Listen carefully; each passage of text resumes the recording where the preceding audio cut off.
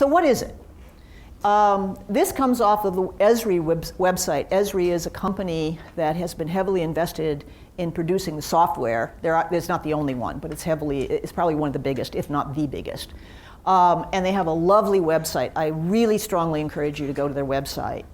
And their definition, and I think it's as good as any I've seen, is that the GIS integrates hardware, software, and data for capturing, managing, analyzing, and displaying all forms of geographically referenced or spatial data.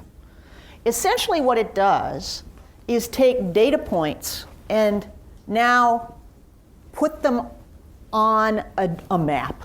I mean, that's the simplest way to describe it. It takes data points and puts them on a map so that you can see the spatial distribution of the data that you're looking at. And I'll show you some examples here in a minute, hopefully making this a little bit clearer.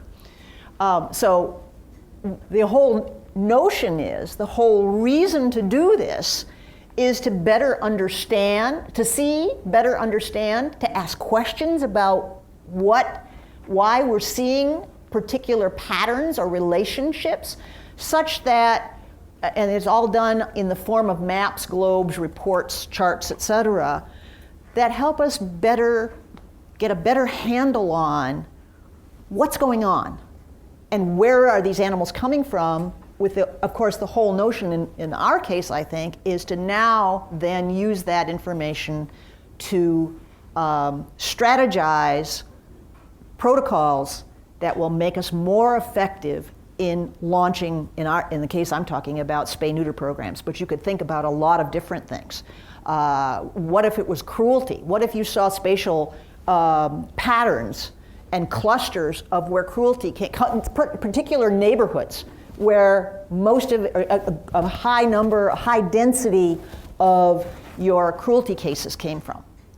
Think about the potential for education, for intervention there, for early recognition of problems as they begin to develop. So I think it's not just spay-neuter. I think this has potential for many other applications.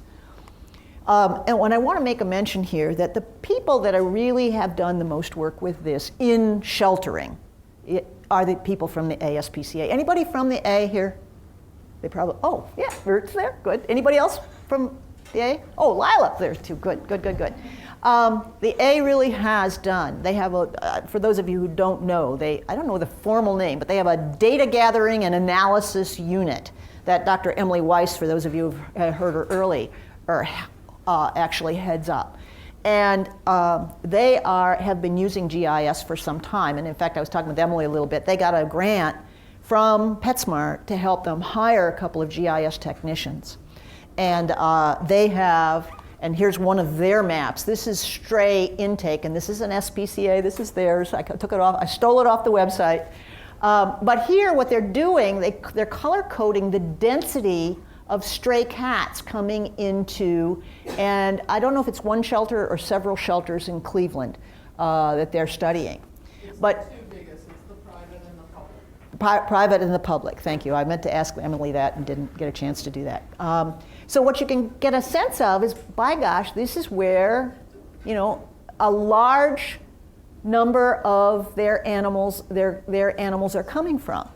Now, that may also be the largest density of people there too. So I mean, and what's lovely about GIS, and it's used by a lot of urban planners, is that you can superimpose census data, you can superimpose land use data, that is, how is the land being used, is it residential, is it trailer parks, is it blah, blah, blah. You can overlay income data, and there's a whole bunch more. I don't even know all of the overlays that you can put on top of it. So you now can associate the density of stray intake or owner-surrendered intake with various factors that may well help you, again, design preventive programs. Lots of power in this, I think.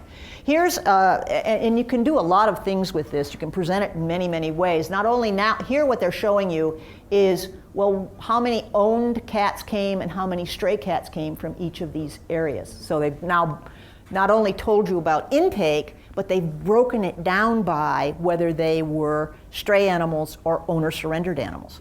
You could do this by age, which I'll show you in a few minutes, which is what we did. It's I think a potentially extremely powerful tool and it's going to go into the toolbox. I'm not suggesting this is an answer to all our issues or problems or whatever, but it's one more tool, and I think it's a fairly powerful tool. This was done, and you can display it in different ways, and there are various techniques that enable you to display this and to learn various things from it.